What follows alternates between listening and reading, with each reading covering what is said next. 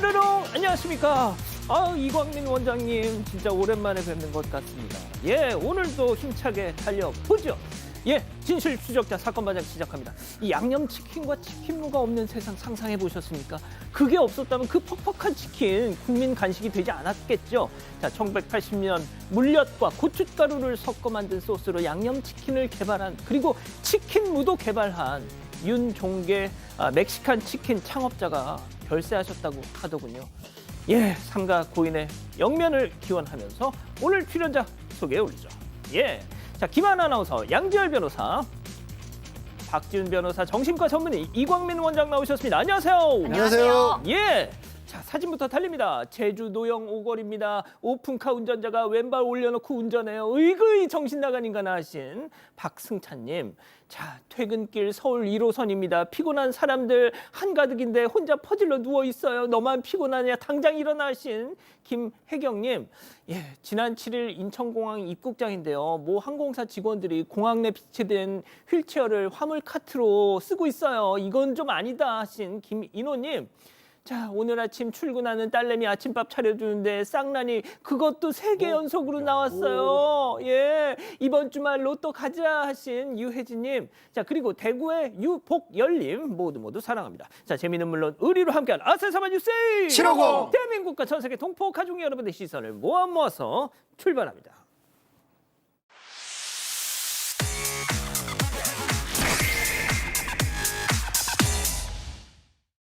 첫 번째 가볼까요? 손톱이 너무 아파요. 자, 첫 번째 제보 영상 만나보시죠. 자, 자리에 앉아서 네일 아트를 받는 여성입니다. 한 땀 한 땀 꼼꼼히 저렇게 2시간 시술 후 떠나는데요.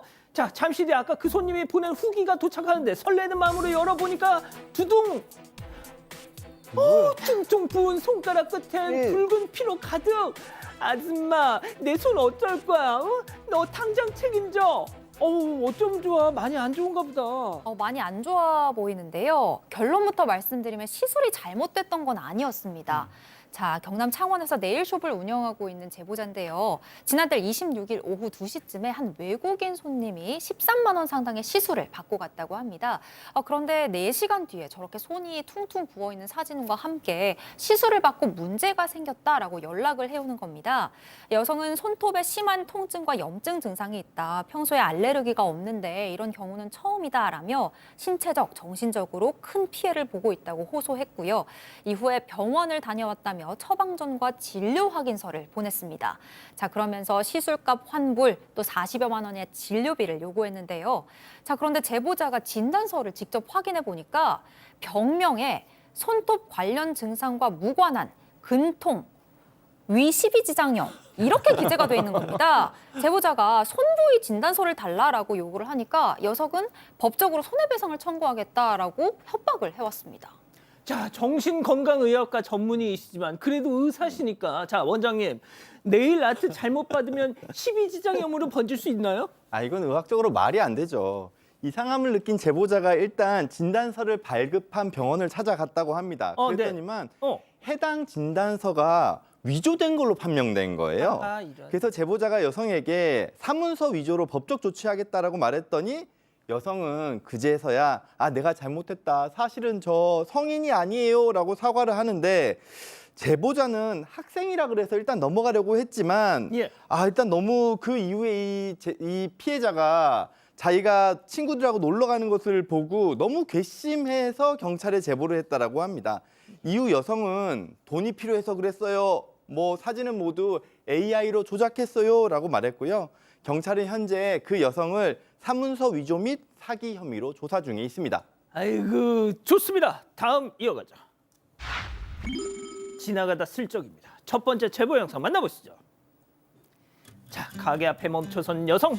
자, 매대 위에 물건을 쓱 집어가지고 가방 안에 쏙. 자, 그리고 태연하게 여기 킴 하나 주세요. 자, 지갑 꺼내서 계산하고 저렇게 떠납니다.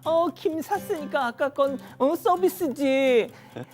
야, 도둑이 돈 주고 물건도 샀는데 이 정도 못 갖고 가냐? 인 것 같아요. 그럴 순 없죠. 지금 부산의 한 시장에서 건어물 가게를 하신 분이 제보해 주신 영상인데 보신 것처럼 할머니 한 분이 오셔서 3만 원치 김을 사셨다라는 거예요. 그래서 김을 팔고 나서 보니까 아귀채 가격표가 안 보이더라는 겁니다. 그래서 CCTV를 돌려봤더니 김을 사기 전에 할머니 아귀채 한 팩을 통째로 그냥 자기 가방에 집어넣는데 넣네. 하필이면 그 아귀채 위에 가격표가 올라가 있었던 거예요. 같이 집어가니까 사장님이 눈치를 챈 거죠. 아무튼 경찰에 신고를 했다고 합니다.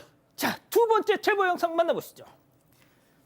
예, 뚜벅뚜벅 걸어오는 저 여성 좀 보세요. 주번을 두리번하다 뒤로 백도를 하더니요. 잠시 뒤 덜덜덜덜덜 캐리어를 끌고 옵니다. 자, 그리고 또다시 두리번. 자, 바로 그때 가방 주차봉 위를 휙 덮고요. 부스럭부스럭 하더니 저걸 묶고 있어. 꼼꼼히. 자, 그러더니 캐리어 안에다가 저걸 쑥 오늘도 돈 굳었다 하면서 끌고 그거 가져가서 뭐 하려고. 눈에 너무 잘 보이죠. 그리고 저게 주차봉입니다.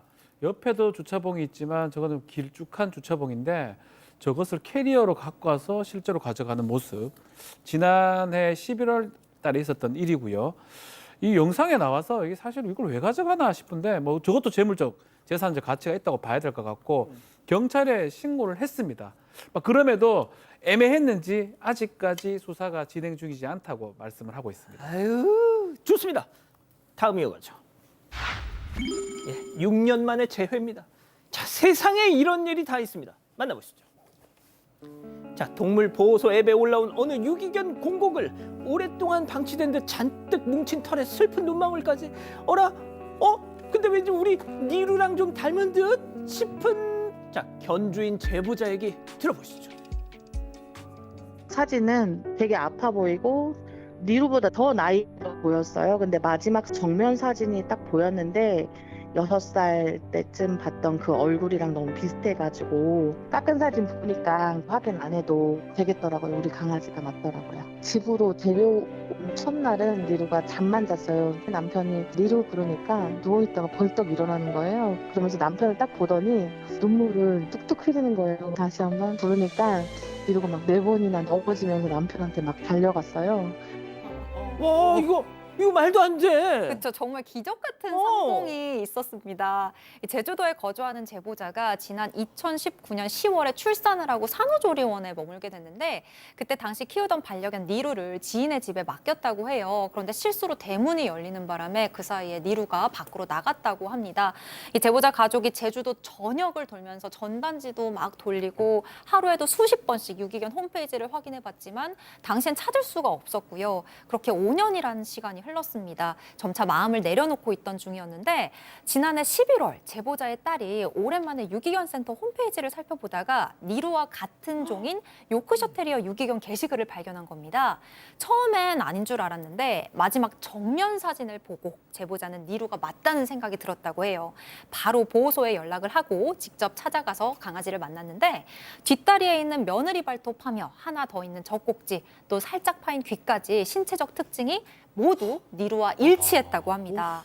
미용을 마친 모습까지 보고서는 니루임을 완전히 확신했다고 해요. 아니, 야, 박 변호사님. 예. 니루의 첫 반응이 어땠을까요? 울었대요. 울었다. 이건 잘 모르겠는데 제보자가 봤을 때는 아빠 그러면서 눈물을 글썽글썽 뭐 이랬다고 하는데 그걸 뭐 그럴 수 있는 거고요. 근데 더 놀라운 게 있습니다. 발견된 눈물을 글썽거렸다고 합니다. 발견된 장소가 진짜 울어. 충격적입니다. 이것도 발견된 장소가 잃어버렸던 지인의 집 근처가 아닙니다. 어디서 발견됐냐면 6년 전에 제보자 가족이 함께 살던 동네 근처에서 발견된 거예요. 알고 보니까 니루가 그까지 찾아갔던 거예요. 냄새. 이러면 찾아가가지고 다시 한번? 그 냄새 같은 거 맡고 그 어떤 기억을 했겠죠. 찾아가서 그 근처에서 발견이 됐다는 거예요. 결국은 오랫동안 6년간 어디냐면 15분 정도 거리인데 6km 정도 떨어진 곳에서 지금 발견이 됐는데 보자마자 지금 얘기했지만 눈물을 글썽글썽거리면서 꽉 달려들었다고 하네요. 야, 이거 AI 아닙니다. 인간 같아요. 예, 좋습니다. 마지막 사연으로 가보죠. 그걸 지켜만 봐? 집단 지성의 판단을 받아보고 싶으시다면서 제보해 주신 사연 함께 들어보시죠. 안녕하세요. 저는 연애 3개월 차인 20대 후반 여성입니다. 얼마 전 남자친구와 100일 기념으로 베트남 여행을 가게 됐는데요. 새벽 출발이라 밤을 샌 뒤 비행기에 탔고 타자마자 둘 다 잠이 들었습니다. 그런데 잠시 뒤 깨어나서 보니 남자친구가 옆자리 여성과 서로 기대어 자고 있는 겁니다. 남친 어깨에 여성이 기대어 있고 남자친구는 그 위로 머리를 갖다 댄 채 둘이 자고 있더라고요. 이 모습이 너무 다정한 나머지 꼭 연인처럼 보이는데 순간 당황해서 아무 말도 하지 못하고 멍하니 창밖만 보고 있었습니다. 그렇게 두 사람은 20분 넘게 서로 기대며 갔고 뒤척이던 여성이 고개를 돌리며 끝이 났는데요. 이어서 잠에서 깬 남자친구 아무렇지 않게 잘 잤냐 제게 말을 걸어왔는데 저는 괜히 여행 분위기를 망치고 싶진 않아서 굳이 얘기를 꺼내지 않았습니다. 하지만 여행을 잘 마치고도 계속 신경이 쓰여서 며칠 뒤에 친구에게 고민 상담을 했어요. 뭐라고? 야, 너 가면 지켜만 봐오니 그거를? 어? 아니 뭐 깨울까도 해봤는데 근데 내가 괜히 예민한 건가 싶기도 하고 아니 또 곤이 자는데 어떻게 깨우냐 그걸. 아무리 졸려도 그렇지. 딴 여자가 기대가지고 20분 있는데 그걸 놔둬? 아이고, 니는 별도 없나? 깨웠다가 또 여자분이 민망해지면 어떡해. 이게 아니 우리가 연애를 시작한 지 얼마 되지도 않아가지고 나 진짜 어떻게 했어야 됐냐. 나 연애 진짜 초반이고 뭐고 간에 난 네가 너무 답답하다 하나. 와 그러는데. 친구 말을 듣고 나니까 제가 잘못한 건가? 고민이 더 깊어지기만 하더라고요. 다음에도 또 이런 일이 생기면 어떻게 대처해야 할까요? 자, 기다리고 기다리셨던 부처 핸즈업타임 6천여 번의 우리 가족 여러분들 채팅창에 OX로 함께 해주시죠. 오늘은 자아 대결입니다. 먼저 깨운다는 자아예요. 야, 김하은 너 벨도 없어? 그 여자가 민망하든 말든 그걸 네가 왜 걱정해? 그리고 지열 씨 그 인간이 정말 모르고 그랬을 것 같아? 완전 연기한 거 그거. 이 헛똑똑이 아이고 동그라미. 좋습니다. 예, 다음은 그냥 놔둔다는 자아예요. 야, 김하은 너 완전 멋졌어. 호연지기 인정. 야, 밤새워서 둘 다 피곤했잖아. 얘 솔직히 너가 그 여자보다 훨씬 더 예뻐. 얘 지열 씨가 바보니 너 옆에 두고 그러고 앉았게? 실수. X. 자, 일단 우리 원장님부터요. 아니 저는 그냥 이걸 테스트 삼아 써먹을 것 같아요. 다 끝난 다음에 너 사실 자는 동안에 나 말고 딴 여자한테 기대 있었어 라고 이야기했을 때 그 남자친구의 반응을 보고 이 남자친구가 진짜 나를 얼마만큼 사랑하는지를 확인할 수 있는 방법으로 사용할 수 있지 않을까 해서 저는 X했습니다. 그렇군요, 양 변호사님. 저는 원장님 같이 그런 방법으로 만약에 저한테 테스트를 하면 헤어질 거예요. 아, 진짜? 아니 잠들어서 있는 사람 뭐 어떡하라고. 아니 저희도 뭐 지하철 타고 가다가 깜빡 졸을 때가 민망해서 깨는 그런 경우 저도 경험이 있거든요. 아니 누가 일부러 거기를 20분 동안 기대고 있겠어요? 저거를 고민한 것도 저는 이해가 안 가요. 아, 근데 저는 솔직히 일부러 그런 것 같거든요. 자, 김하은 아나운서. 아니, 그러니까 처음에는 그냥 진짜 피곤해서 그런 걸 수도 있는데. 심보가 이상해 지금. 왜 그런가요? 자, 일단 김하은 아나운서. 아니, 예. 보통 너무 피곤하면 자신의 고개가 어느 쪽으로 기우는지 잘 인지를 못하잖아요. 그래서 차라리 여자분께서 이렇게 고개를 내 쪽으로 이렇게 돌리셨으면 어떨까 이런 생각도 해봤습니다. 네. 그러다 깨어나면 서로 민망할 수 있잖아요. 그러다 깨어나면 제 거예요 하고 이렇게. 자, 일단 박 변호사님. 이걸 이제 고민을 안 했으면 사실 문제가 없는데 이제 고민을 했다는 거는 마음적으로 상당히 불쾌하거나 뭔가 얘기를 해야 되겠다는 생각한 것 같거든요. 그렇다면 차라리 뭐 방법들은 많습니다. 굳이 깨워서 얘기를 안 하더라도 어떤 방법? 뭐 이래도 되고요. 아. 살짝 이렇게 살짝 맞추면 탁 깨면서 인식을 하거든요. 살짝만 이렇게 터치하더라도 뭐 그런 어떤 방법을 통해서 그 하는 게 본인 입장에서는 앞으로 고민 안 그러니까 할 것 같아요. 약간 난기류를 만난 것처럼 하면서 뭐 이렇게. 그래도 그런 이것도 거. 이러면 이거 내가 왜 이래 있지 이렇게 할 것 같거든요. 그런 거 신경 쓸 정도면 헤어지세요 그냥. 아니, 고민 안 뭐 하시면 어떻게 서로 살아. 고민 안 하시면 상관이 없어요. 아니 자다가 이런 것까지 신경을 쓰면 어떻게 살아. 그러니까 그 질문 안 그냥 하시면 헤어져 그냥. 기본적으로 헤어지는 거 좋아하시는 것 같은데. 저 이혼 전문입니다. 이혼 전문 변호사. 그걸 깜빡했네. 자, 우리 가족 여러분들은요? 네, 우리 가족분들이 아주 좋은 해결책을 주셨어요. 진짜? 네, 홍영경님께서도 그렇고 슈가몽님께서도 그렇고 다음번에는 좌우를 바꿔서 내가 여자 쪽에 앉고 남자친구를 떨어뜨려 놔라라고 말씀 주셨습니다. 그렇군요. 자, 제보 메일, 제보 카톡 많은 연락 주시고요. 잠시 후 돌아옵니다. 채널 고정 리모컨 돈터치. 저처럼 활력이 넘치고 싶으시다고요? 옛 건강문헌 속 그 원료 마가보감 아직 모르세요? 강한 생명력의 귀한 원료, 정교한 연구, 황금배합, 마가목의 힘을 깊이 있게 담은 마가보감. 진하고 강인하게 온몸으로 느껴보세요. 마가목의 힘을 믿으세요. 마가보감 프리미엄. 마가보감 프리미엄. 지친 몸이 약점으로 여겨지는 순간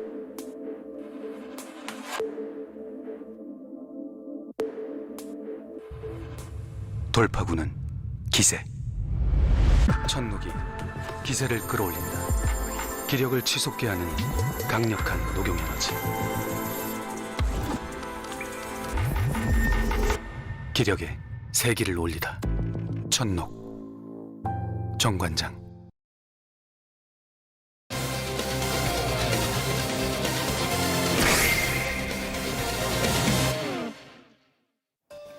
지난해 9월 한 30대 여성이 남자친구와 함께 서울 용산에 있는 맛집에 가기 위해 인근 공영주차장을 이용했습니다. 비가 많이 내리고 번개도 치는 날이었다고 하는데요. 그런데 실내에 있던 주차 정산기를 이용하다가 갑작스런 사고가 발생했습니다. 그 뒤로 지금까지 큰 고통을 겪고 있다는데 대체 그날 무슨 일이 있었던 걸까요? 예, 올겨울 결혼을 앞두고 걱정거리가 더 늘었다는 30대 여성분의 제보인데요. 자, 지난해 9월 서울의 한 공영주차장에서 벌어졌던 일이라는데 원장님이 좀 설명을 해주시죠. 네, 상황은 이렇습니다. 지난해 9월 24일이고요. 제보자는 서울 용산에 있는 식당에 가기 위해서 한남동 공영주차장을 이용했다고 해요. 제보자에 따르면 그날은 비가 정말 많이 왔고 천둥 번개도 쳤었다고 합니다. 식사 후에 이제 오후 4시경 이제 식당을 나와서 실내에 있는 주차장에서 주차를 빼기 위해서 주차 정상기에 카드를 넣었는데 뭔가 찌릿한 느낌이 들었대요. 어허. 이후에 이제 계산이 끝났다고 생각하고 카드를 빼내는데 아까보다 센 충격이 나서 카드를 빼지는 못했던 거죠. 그 다음에 이제 가디건을 이용해서 손을 직접 대지 않고 카드를 끄집어냈는데 문제는 그날 이후 사건 이후에 제보자는 생각지도 못한 큰 고통을 지금까지도 겪고 있다고 합니다. 자, 주차 정산기에 보시는 것처럼 저렇게 카드를 집어넣고 집어넣은 그때 뭔가 찌릿. 자, 그런데 그게 끝이 아니라 이후로 어떤 고통이 계속 느껴지더라. 체크포인트 짚어보죠. 칼로 찌르는 듯한 고통. 자, 제보자 얘기 들어보시죠. 주차정산 다 하고 이제 카드를 뽑으려고 하는데 잡는 순간에 한쪽 팔이 깜짝 놀랄 정도로 전기에 감전됐고 찡 하고 그냥 어깨까지 쫙 뭔가 되는 그런 느낌이었어요. 팔이랑 어깨, 승모 이런 쪽이 이렇게 갑자기 근육통이 올 수 있나 싶은 마비 오는 듯한 근육통이 계속 오는 거예요. 저녁부터 심장 쪽이 너무 이제 통증이 세게 칼로 찌르는 듯한 그런 통증이 오더라고요. 너무 이제 여기가 안에가 타들어가는 듯한 뭐 찢어지는 듯한 느낌이 심하게 들어서 아 이거 심장은 이건 안 되겠다 싶어서 그래서 이제 바로 응급실을 간 거예요. 자, 카드를 딱 했는데 뭔가 찌릿했는데 그 뒤로 계속 이 왼쪽 가슴이 통증이. 그렇죠. 뭐 정전기 같은 느낌은 전혀 아니었다고 해요. 그런데 통증이 이렇게 오니까 제보자는 혹시 이게 정전인가라는 생각이 들었다고 해요.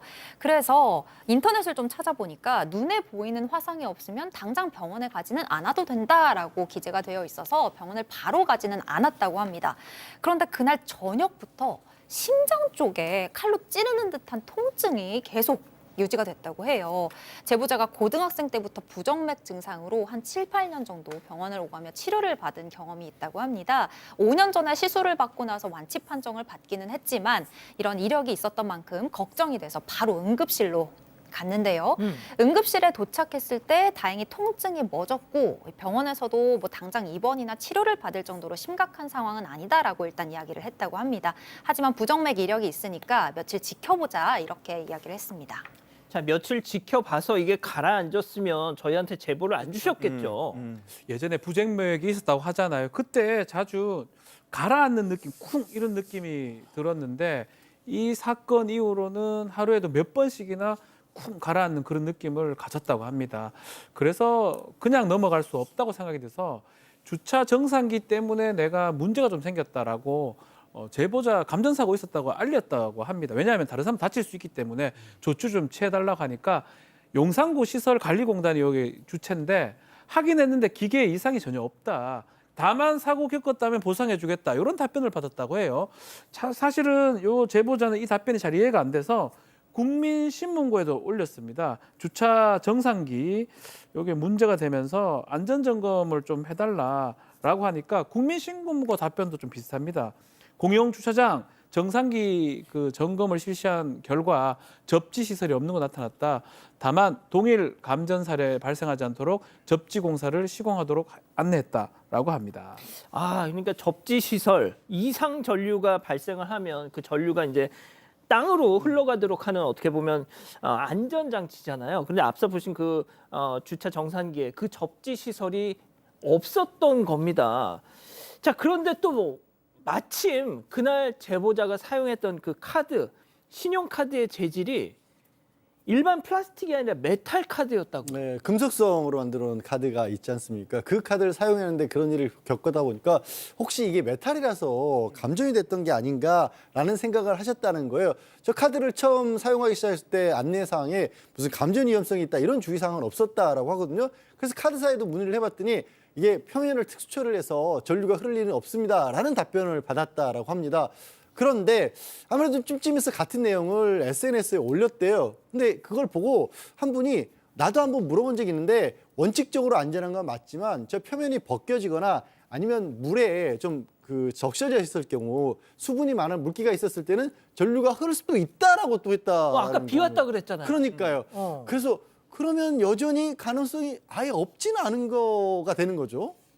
자, 그래서 저희가 뭐 그 해당 카드사가 어딘지는 저희가 말씀은 안 드리겠습니다만 그쪽에다 문의를 해봤죠. 네, 문의를 해봤더니 카드사 측에서는 여태까지 국내외 어디에서도 메탈 카드로 인한 정전 사고는 감전 사고는 없었다라고 이야기를 했습니다. 그러면서 메탈 카드는 일상적인 환경에서 안전하게 사용이 할 수 있도록 제작이 된다. 다만 이 경우에는 오천과 낙뢰가 있었던 시간에 접지 시설이 설치돼 있지 않은 결함이 있는 단말기에서 사용을 했다는 매우 특수한 상황에 따른 것으로 카드사도 이런 상황을 예측하기는 매우 어려웠다라고 설명을 덧붙였습니다. 이렇게 이야기를 하면서 이런 말도 했는데요. 현재 접지 시설이 설치돼 있지 않은 경우를 포함해서 다양한 카드 단말기 환경에서 정밀 테스트를 진행하고 있고 테스트 결과에 따라서 주의 문구를 기재하는 등 필요한 조치도 취할 계획이라고 밝혔습니다.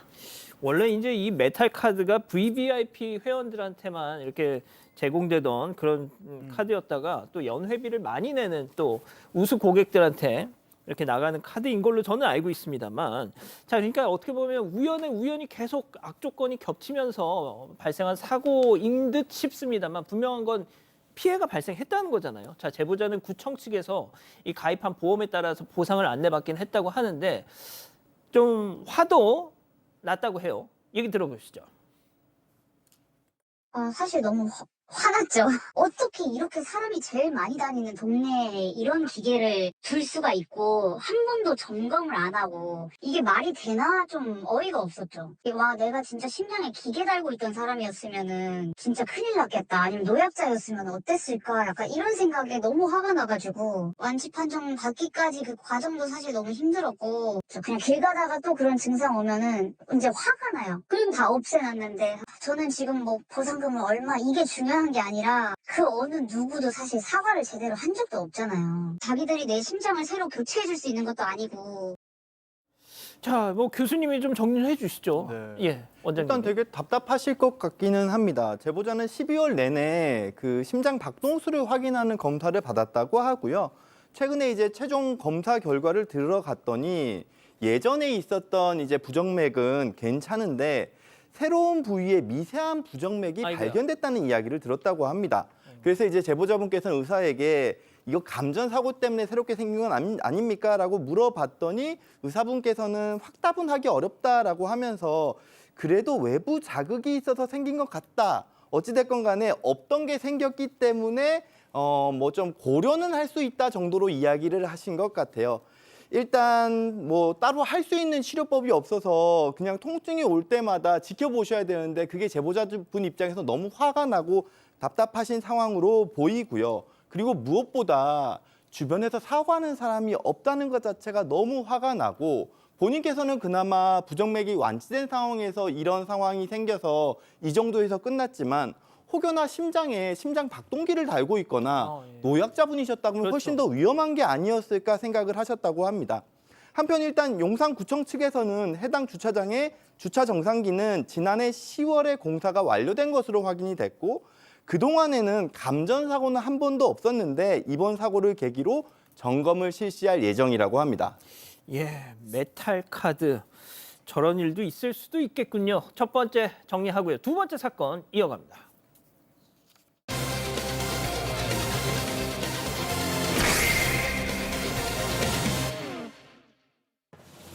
대기업에서 장애인 스포츠단을 창단한다며 영입을 제안한 한 남성에게 속았다는 다수의 제보가 들어왔습니다. 스포츠단 합류를 위해 직장을 그만둔 선수와 코치들도 있었는데 남성의 제안이 모두 거짓이었다는 주장입니다. 과연 무슨 일이 있었는지 알아봅니다. 예, 다수의 이 장애인 탁구 선수와 코치들이 한 남성 때문에 어려움을 겪고 있다는 제보인데요. 자, 원장님이 시작해 주시죠. 네. 이 상황은 이런데요. 7년 전에 업무 중에 사고를 당해서 하반신 마비가 된 홍요한 선수가 있습니다. 이제 3년 전부터 탁구를 접하게 되면서 장애인 탁구 선수로 활동하게 되셨고요. 성적도 꽤 좋으세요. 현재 국내 랭킹 10위권으로 성적이 좋을 때는 메달권에 들기도 했다고 하거든요. 탁구를 시작하면서 국가대표 선수라는 새로운 인생의 목표도 삼게 되셨다고 합니다. 그러던 와중 지난해 10월쯤 국가대표 출신인 친구를 통해서 좋은 제안이 들어왔다고 하는데요. 그 제안이 바로 국내 유명 대기업에서 장애인 탁구 스포츠단을 창단할 예정이라고 하면서 홍 선수를 영입하고 싶다라고 이야기를 들은 거죠. 어허. 그리고 그 팀장이 작년 11월에 지방에서 열린 대회장까지 찾아와서는 면접도 진행했다고 합니다. 그리고 그 팀장은 홍 선수에게 좋은 조건을 제시했는데 그게 높은 월급과 전용 체육관, 탁구 용품 및 운동복 지원, 거기다가 대회에서 입상하면 인센티브까지 주기로 했다는 거죠. 이거는 일반 실업팀과는 비교도 안 될 정도로 좋은 조건이거든요. 그리고 면접을 보고 난 뒤 얼마 지나지 않아서 그 팀장에게 홍 선수는 축하합니다. 근무 날짜는 1월 5일부터입니다라는 합격 문자까지 받았다고 해요. 야, 자, 이 당시 홍 선수는 장애인 이 탁구 국가대표를 꿈꾸면서 실업팀으로 옮기려던 상황이었는데 세상에 이런 탁구가 뭐 비인기 스포츠인데다가 심지어 또 장애인 팀, 그것도 대기업이 후원을 하는 대기업 팀으로 간다고 하니까 얼마나 기쁘셨겠어요. 자, 그런데 다른 선수들도 있었다고요? 선수들뿐만이 아니에요. 이 지금 팀장이라는 사람이 대기업 스포츠단을 운영을 하겠다고 하면서 했던 사람인데 과거에 한 지자체에서 장애인 탁구협회 사무국장을 지냈다라고 합니다. 그 사람이 이 코치를 먼저 영입을 해가지고 그 코치와 함께 전국 대회장을 찾아다니면서 다른 선수들을 스카웃을 시작했고 또 본인의 아내가 그 탁구 선수였던 모양인데 아내도 팀으로 영입을 했던 겁니다. 그래서 사무국 직원들, 뭐 팀장들 이런 사람들 다 영입을 하고 또 대기업 그 스포츠단 이름으로 PPT를 만들어서 이 설명회도 가졌다고 하는데 거기도 로고가 들어가 있었다라고 하고요. 그다음에 대회장으로 커피차를 보내기도 했대요. 그 물품이라든가 커피 마시는데도 다 대기업 로고가 들어가 있었어요. 믿을 수밖에 없는 상황이었고 그래서 지금 커피차를 배경으로 사진을 찍었네요. 네, 선수, 코치, 또 사무 직원들까지 다 꾸려가지고 자, 이 팀장만 믿고 저분들이 다 다니던 직장을 그만두고 이제 창단만 기다리고 있었던 상황입니다. 자, 선수 영입도 끝났죠. 사업 설명회도 뭐 다 이렇게 나갔죠. 심지어 커피차까지 대기업 그 로고까지 팍 박아주죠. 자, 꿈에 부풀었죠. 자, 그런데 그 스포츠단, 장애인 탁구 스포츠단 창단 준비가 어느 순간부터 삐걱삐걱. 자, 제보자인 홍 선수 얘기 들어보시죠.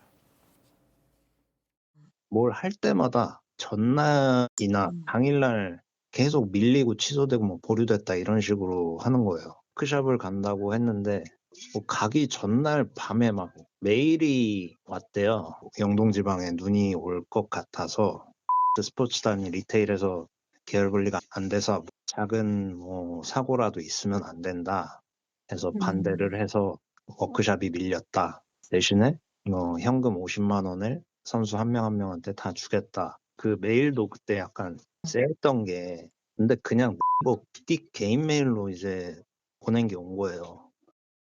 아하, 싸합니다. 이상하지요. 지금 홍 선수 주장이긴 한데 원래 12월 15일부터 17일까지 강릉에서 워크숍이 있었는데 워크숍 직전에 팀장이 취소됐다고 얘기를 하는데 취소된 게 그 기업에서 메일이 왔는데 그 메일을 보여주면 뭔가 부서 이동, 작은 사고가 났기 때문에 못한다. 전날 밤에 연기됐다는 통보를 받았다는 거예요. 그러면서 1인당 50씩 주겠다라는 내용이 이제 메일로 있었다고 하고 이것도 조금 이상하긴 한데 더 이상한 거는 원래 12월 26일 날 창단식이 예정되어 있었는데 1월 5일로 밀렸다는 것도 좀 이상하고요.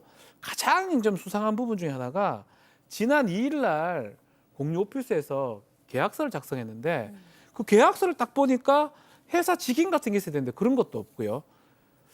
가장 문제는 연봉입니다. 연봉이 예컨대 금액이 있으면 돈이 0이 하나 빠져 있어요. 그럼 엄청 큰 건데. 그럼 차이 나잖아요. 뭐 500이면 50이 되는 거고 5천이면 500이 되는 건데 그래서 지적을 했대요. 왜 0이 빠져 있냐 이렇게 하니까 0 쓰면 된다고 또 0을 썼대요 거기서. 그냥 펜으로 동그라미 쳤대요. 괜찮다 이렇게 하면서 좀 이상하지 않습니까? 뭐 좋아요. 좋은데 창단식만 1월 5일로 연기된 창단식만 그대로 하면 되는 거지 뭐. 그렇죠. 그런데 사실 이 창단식 날짜와 장소도 한번 미뤘던 거거든요. 근데 1월 5일에 이 장소인 해당 대기업의 계열사 호텔로 홍 선수가 가고 있는데 또 팀장한테 연락이 오는 겁니다. 이번에 이 팀장은 장애인 스포츠단 창단 보류 안내문이라는 메일을 첨부했는데요. 다목적 체육센터 건립이 취소되고 지원이 대폭 축소돼 창단을 보류하게 됐다. 죄송하다라는 내용이었습니다. 그런데 이 팀장한테 연락을 받은 코치가 창단식이 열리기로 했던 호텔에 직접 전화를 해서 확인을 했더니 그날 예약 자체가 없었다는 겁니다. 또 팀장이 탁구장을 짓고 있다고 알려졌던 장소도 직접 찾아가 보니 공사 중인 장소는 탁구장이 아닌 풋살장이었습니다. 자, 이 모든 사태의 주범, 책임자, 그 팀장, 팀장 따져 물었죠. 사람들이. 자, 뭐라고 했을까요? 체크포인트 짚어보죠. 멈출 수가 없었어요. 자, 이게 무슨 소린지 직접 들어보시죠. 시작이 뭐 어떻게 됐든 간에 제가 좀 큰 힘을 제대로 지은 것 같습니다. 중간에 좀 멈췄어야 되는데 멈출 수가 없더라고요. 계속 걱정스러운 그런 게 퍼져가지고. 근데 안 해도 됩니다. 왜? 그러니까 원래는 협회 쪽이랑 얘기가 되다가 이제 그쪽에서 좀 이제 그냥 뭐 서로 내부 싸움 같은 거였어요. 그게 무슨 말이에요? 내부 싸움이? 씨가 시작하시게 된 목적을 얘기하다가 목적보다는 협회에서 이제 뭐 좀 제가 좀 이렇게 하고 싶다 막 그렇게 하다가 이렇게 시작하게 된 거거든요. 관계가 뭐냐고요? 관계가. 관계는 없습니다. 없는데 근데 왜 이런 일을 시작하신 거예요? 무슨 자격으로? 죄송하다고 끝날 일이 아니에요 지금. 아니 이게 도대체 무슨 상황이에요 지금 이게? 이게 좀 황당하죠. 이게 아마 창단일 당일이 돼서야 홍 선수를 비롯한 피해자분들이 이게 다 거짓말이라는 걸 알게 된 것 같습니다. 그래서 이제 그 팀장한테 가서 따져 물었고요. 팀장은 피해자들한테 이게 다 거짓말이었습니다. 네, 중간에 멈췄어야 하는데 멈출 수가 없었어요. 그리고 전에 아마 장애인 탁구 협회 쪽에 소속돼 있으면서 일을 했었나 봐요. 그래서 그 안에서 내 능력을 보여주고자 거짓말을 하다 보니 여기까지 왔다. 이렇게 해명을 했다고 합니다. 이 제작진도 팀장에게 연락을 해봤는데 이 팀장은 그 대기업 있잖아요. 그 대기업에 내가 실제로 다닌 게 아니고 그 편의점에서 아르바이트를 했었다라고 얘기하고 개인적으로 능력을 과시하고 싶어서 벌인 일이라면서 다른 이유는 없다라는 식으로 발뺌을 했다고 해요. 또 커피차를 보내고 선물을 사는 데 쓴 비용은 모두 개인 돈이고 아내의 카드로 2천만 원에서 3천만 원 정도를 썼다고 합니다. 아니 양 변호사님 이게 보통 사기꾼들은 말이죠. 남의 돈으로 뭔가 사기를 치고 피해를 주잖아요. 근데 이 사람은 일단 겉으로 드러난 건 거짓말하고 사기를 쳤어. 남들의 꿈을 해쳤어. 자 근데 자기 돈을 썼어. 그러니까 사실 형법상 사기는 성립할 수가 없어 보입니다. 말씀하신 것처럼 그 사람들로부터 뭔가 돈을 얻어낸 것도 없고 이 일을 핑계로 제3자로부터 돈을 받아낸 것도 없는 거고 오히려 자기가 돈을 쓴 거고 다만 이게 어떤 식으로 구성을 해야 할지 모르지만 민사상 불법행위는 될 수가 있을 것 같아요. 아까 말씀드린 것처럼 다들 직장까지 그만뒀다고 했잖아요. 예. 그게 선수만 18명이고 코치 2명에 사무직원이 3명에 피해자가 23명이나 되는 겁니다. 이 홍 선수만 해도 사실 그 다친 몸을 추스려가면서 새로운 희망을 찾았던 건데 마음을 너무 많이 다쳐가지고 탁구 선수를 다시 할 수 있나라는 생각까지 들 정도라고 합니다. 아무튼 뭐 법적으로 어떻게 되든지 간에 다시 또 이런 짓을 저지른 걸 막기 위해서라도 법적 조치를 취할 예정이라고 하고 있고요. 말씀드린 것처럼 민사상 불법행위 정도로 손해배상 청구가 가능할 것도 같고 대기업도 마찬가지예요. 그러네. 대기업은 가만히 있고 있는데 왜 기부나 협찬한다고 우리 이름을 써먹었냐 하는데 우리 몰라요. 네. 근데 대기업 입장에서도 혹시 기업 이미지를 손상시키거나 이런 부분을 법적 조치를 할 수 있을까를 고민을 중이라고 하는데 저 기업도 마찬가지 기업 이미지를 깎은 것도 사실은 없어요. 근데 물론 이제 그것 때문에 23명이나 되는 사람들이 대기업에 대해서 혹시 원망하는 마음을 갖게 되거나 이런 걸로 좀 구성을 해볼 수도 있을 것 같은데 그래서 저도 도대체 그걸 뭘로 화법 처리를 해야 될지 좀 고민스러운 상황입니다. 예, 법적인 건 그렇다 치고 자 원장님 도대체 무슨 생각이었던 걸까요? 이거는 뭐 리플리 증후군이라고 얘기를 하기도 하죠. 자신의 취약한 정체성을 거짓으로 꾸며내가지고 가짜 자기를 만들고요. 그걸로 사회적으로 인정받고자 하는 거예요. 근데 이 상황에서 가짜 자기의 자신도 세뇌가 됩니다. 그러다 보니까 주변에 있는 사람들이 막상 그 결과가 드러나기 전까지는 이게 가짜라는 걸 몰라요. 예. 근데 다만 안타까운 건 지금 장애인 탁구 운동하시는 분들이 피해자가 되셨다는 게 안타까운 거죠. 그러니까 말입니다. 예. 두 번째 사건 정리하고요. 사건 연구소 이어갑니다.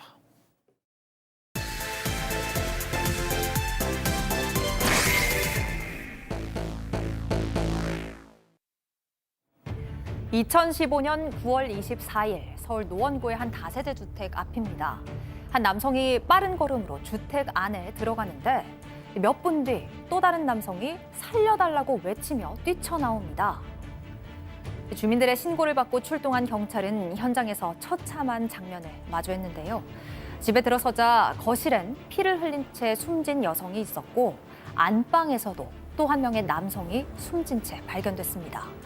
오늘 사건 연구소의 키워드는 피해자다움입니다.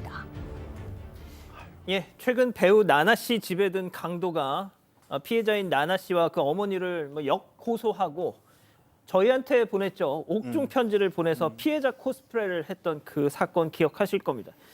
그래서 그 사건을 기화로 정당방위를 둘러싼 논란이 다시 불거지고 있는데 그래서 저희가 2015년에 있었던 이 공릉동 사건을 조명해 보기로 했습니다. 양 변호사님. 네, 그렇습니다. 2015년 서울 노원구의 강릉동에 있던 정릉동에 있었던 사건인데요. 한 주택에 굉장히 처참한 사건이 발생을 했습니다. 일단 경찰이 출동했을 때 집안의 거실에서는 여성 피해자가 피를 흘린 채 숨져 있었고요. 몸 곳곳에 여러 곳에 칼에 찔린 상태였습니다. 또 안방에 또 다른 남성이 있었는데 이 남성은 벽에 기댄 채로 숨져 있었는데 역시 몸에 칼을 찔려 숨졌습니다. 그리고 뭐 거실 안은 굉장히 좀 흐트러져 있는데 그 숨진 남성이 운동화를 신고 있어서 외부에서 침입했던 남성으로 보이는데요. 자, 아까 이 살려달라면서 뛰쳐나가는 남성이 따로 있었지 않습니까? 예. 이 사건의 실마리를 쥐은 사람이 바로 그 살아있으면서 생존자이면서 목격자이기도 했던 남성 양 씨였습니다. 자, 유일한 목격자이자 생존자였던 그 양 씨, 숨진 이 피해 여성과 결혼을 2달 앞둔 남자친구였다고요. 네, 맞습니다. 양 씨와 숨진 여성은 약 10년간 교제를 이어오다가 11월에 결혼을 앞둔 예비 부부였습니다. 자, 먼저 양 씨의 진술을 바탕으로 사건이 일어난 집의 평면도를 보면서 당시 상황을 정리해 드릴 텐데요. 예. 자, 양 씨는 사건 당시 위쪽에 있는 평면도상 위쪽에 있는 작은 방에서 잠을 자고 있었고 여자친구는 건너편 안방에서 잠을 자고 있었는데요. 새벽 시간 한 남성이 현관문을 통해 들어와 주방에서 흉기를 꺼내들고 안방으로 가서 예비 신부 박 씨에게 흉기를 휘둘렀습니다. 여자친구의 비명 소리를 듣고 나온 양 씨가 이 광경을 보고 남성과 몸싸움을 벌이게 되는데요. 양 씨는 남성이 들고 있던 흉기를 빼앗아서 그대로 남성에게 찔렀습니다. 앞서 남성에게 공격을 당한 예비 신부 박 씨는 그 자리에서 숨졌고요. 또 양 씨에게 찔린 남성도 흉기에 찔린 후에 스스로 안방 쪽으로 이동해서 벽에 몸을 기댄 채 숨졌다는 게 양 씨의 설명이었습니다. 이 조사 결과 숨진 남성은 군복무 중 휴가를 나온 장상병으로 확인이 됐고, 이 문제의 흉기, 양 씨가 처음에는 이 흉기를 남성의 것이라고 진술을 했었는데요. 조사 결과 양 씨와 피해 여성의 집에서 사용하던 흉기임이 확인이 됐습니다. 자, 박 변호사님, 어떻게 보면 여기까지 들어보면 되게 단순한 사건이잖아요. 어렵지 않은 사건이죠. 침입자와 몸싸움을 하다 침입자가 죽고 이 유일한 피해자이면서도 생존자, 더 문제가 될 게 없었잖아요. 양 씨가. 예. 근데 이제 문제가 한 시사 보도 프로그램에서 문제 제기를 했는데요. 그 내용은 시간적 문제예요.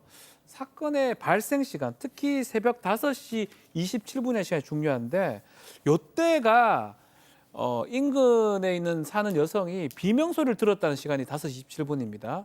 그리고 CCTV가 지금 여기 있는데, 한 숨진 남성, 그러니까 장상병이 이 집에 들어간 시각이 5시 28분입니다. 1분 차이가 매우 중요합니다. 1분 차이에 어떻게 저것 일이 일어나느냐라고 하면서 아마도 이 여성이 약혼녀죠. 여성이 비명을 지르니까 이 장상병이 그 집으로 들어갔고 그 후에 이런 일이 일어났은 거 아니냐라는 게 주된 논점이었는데, 이 프로그램에서는 또 그런 얘기도 합니다. 양 씨가 이제 이 상황이 끝났는데 지나치게 침착했고요. 또 예비 부부인데도 각방 생활하는 게 좀 이해하기 어렵다. 결국은 장상병이 그걸 안에 들어갔다가 양 씨한테 찔린 거 아니냐라는 얘기를 한 겁니다. 그 해당 프로그램이 당시에 SBS 궁금한 이야기 Y였죠.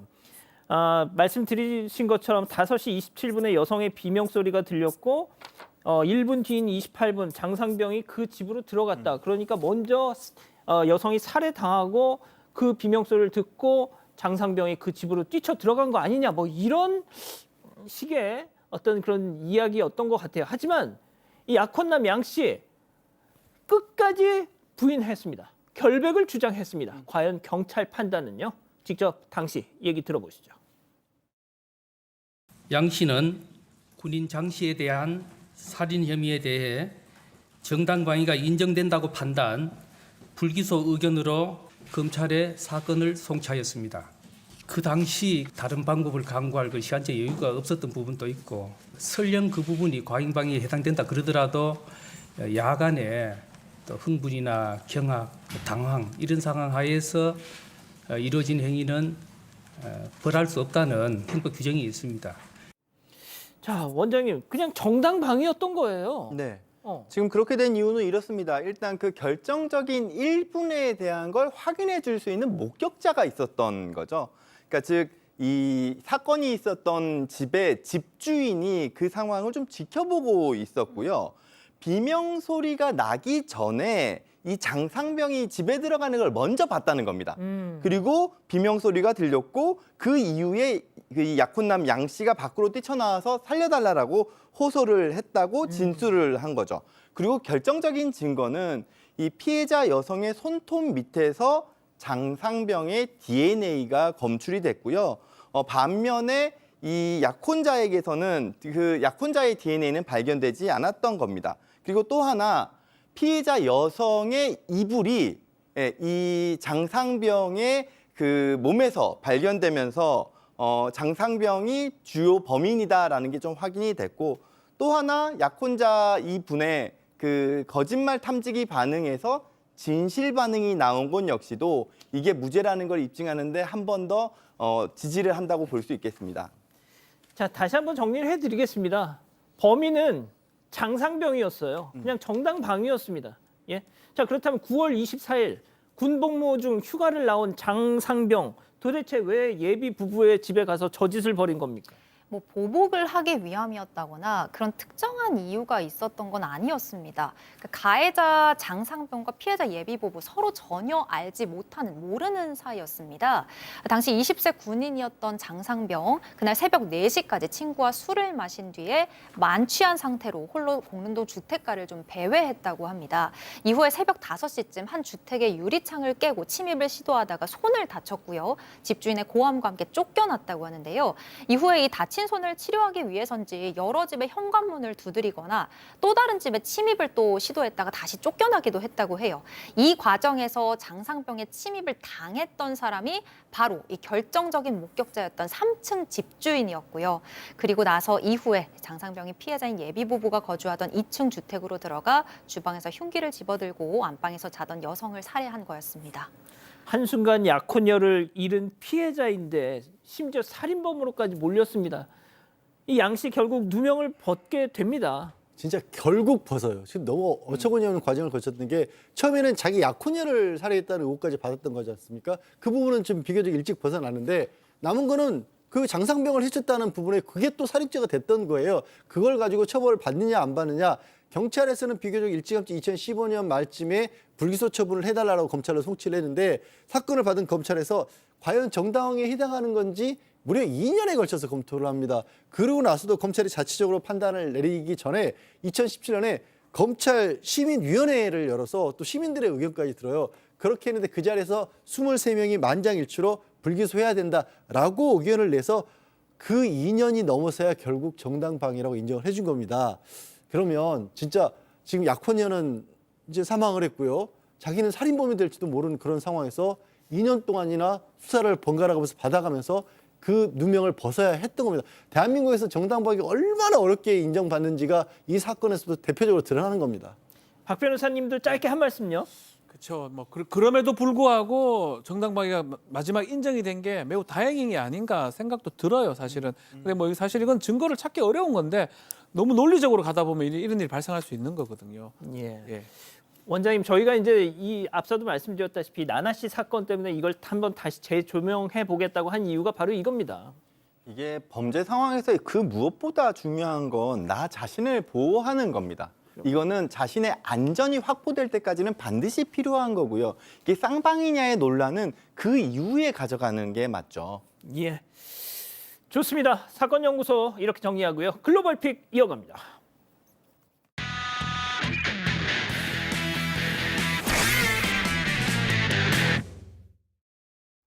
한 여성이 알록달록한 풍선들을 한가득 가지고 옵니다. 다른 한 손에는 초가 빼곡하게 꽂힌 케이크가 들려있는데요. 생일이구나. 생일인 친구와 얼굴을 맞대고 정답게 인사를 나눕니다. 이제 축하 영상을 남기기 위해서 휴대전화를 든 사람들 앞에서 커다란 초 하나가 전달이 되는데요. 손에 불씨가 옮겨 붙으면서 그대로 펑 터지고 말았습니다.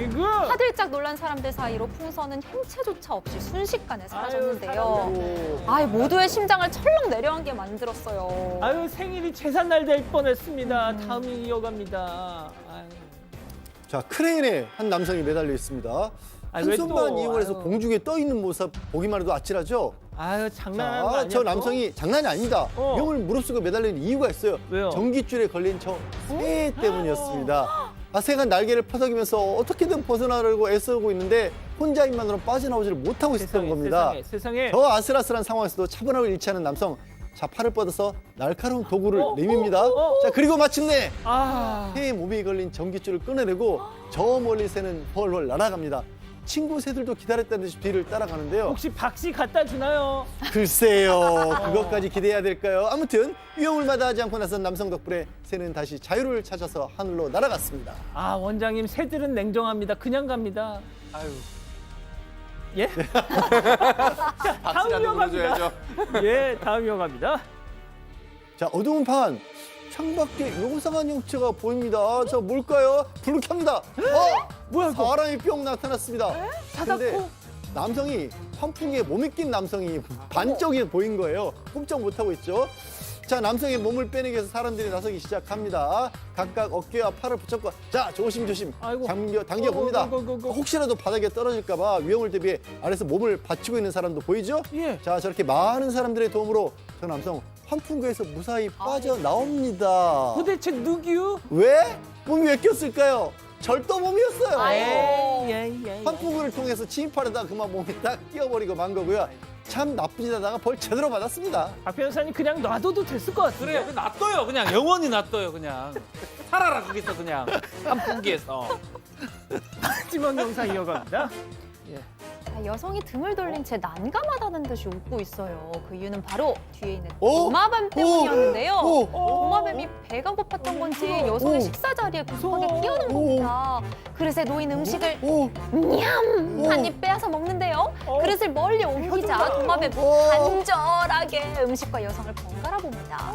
남의 식사를 빼앗아 먹은 이 불청객, 결국 꼬리를 잡힌 채 질질 끌려가고 마는데요. 끔찍하다. 자, 도마뱀.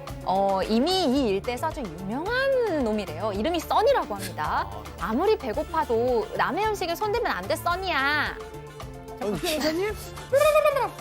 먹고 싶었겠죠. 도마뱀도 좀 주지. 근데 진짜 안 무섭나? 그러니까요. 예. 사랑하는 사건반장 가족 여러분, 저희는 내일도 4반 750 저녁 7시 50분에 다시 옵니다. 안녕히 계십시오.